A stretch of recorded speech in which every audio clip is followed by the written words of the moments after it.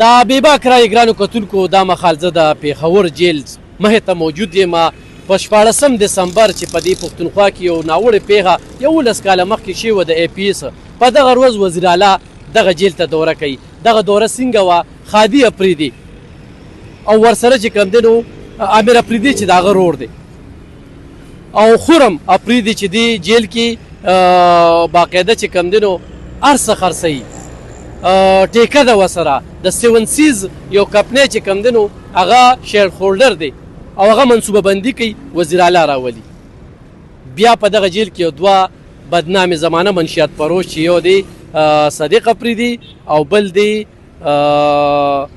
عبدالخالق افریدي، هغه دغه دوره کې ځان سره ګرځوي. بیا د هغوی دپاره د پیرول مطالبه کوي چې دا په پیرول باندې د دې رخا که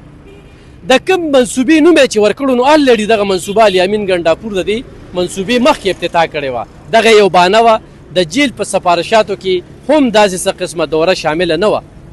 خو کوم د منشیاتو الزام چې پې لګي نه واضحه شوه چې د منشیات فروشو سره هغه میلاوېده. بیا دا خرم افریدي چې کوم دی نو دا خو واضحه د دغه نو مای کوم ملزمان دي هغوی له موبایل یې ورکول، هغوی سره ملاقاتونه کول. په ملاقاتونو کې دغه عبدالخالق افریدي او دغه چې کوم دی نو نور پکې شامل دي صدیق افریدي. نو دلته به د خلکو سره خبرې اترې کوو چې هغوی څه وایي، خو دغه دوره بې نقابه شوې ده او دغه دوره کې د وزیر اعلی خپل مقاصد و دی چې چېرته هم دوره کوي نو خپل مقصد چې کوم دی ترسره کوي. نو راځئ زموږ سره په دغه ریپورټ کې اوسئ ته خبرې کوو. طالب خان وایي دا خو ډېره د افسوس خبره ده چې زمونږ د صوبې یو مشر چې کوم دی نو داسې کارونه کوي، نو هغه ته چې دا کشران بیا ګوري، دا لاندې کسان ورته ګوري، نو هغوی به بیا چې کوم دی نو کم کارونه کوي. او د دې په اعلی سطح باندې تحقیق پکار دی، د دې باندې چې کوم دی انکوایري پکار ده،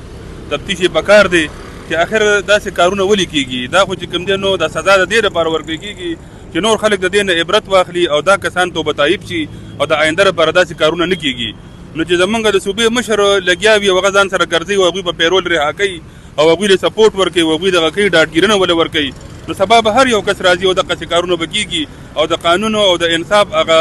کم معیار چې کوم دی نو هغه به ډېر زیات وغورځېږي، هغه به چې کوم دی نو سر ته رسي نه. بل د نو مای ملزمان هغوی له موبایل یې ورکول او هغوی سره ملاقاتونه او دغه جرایم پیشه خلک هم په ملاقات کې شامل وي که نه. نو مای ملزم خو الریډي هغوی ته څنګه ګورې ملک سره غداري کړې؟ نو چې ملزم شو جي او غداري کړې ده او د ملک په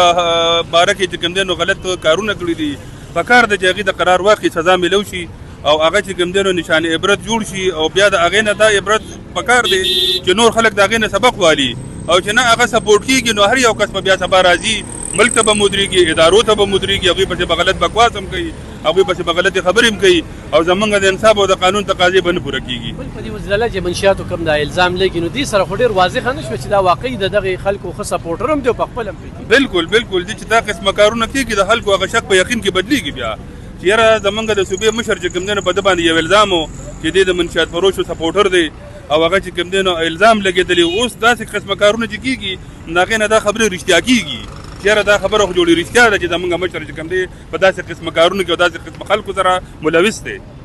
کتونکو دا د پېښور جیل مخې ته موږ دا خبرې کوو، د دې نه دا پته لګي چې وزیر اعلی کومې دورې کوي نو دا مشکوکې دي، دی چې چېرته هم ځي نو د خپل مفاداتو لپاره خپلو پیدو دپاره ابل او چارسدي ته تللی، هسپتالونه یې په ځای پرېښودل، سکولونه یې په ځای پرېښودل، د انتقالاتو دغه ته تللی دی.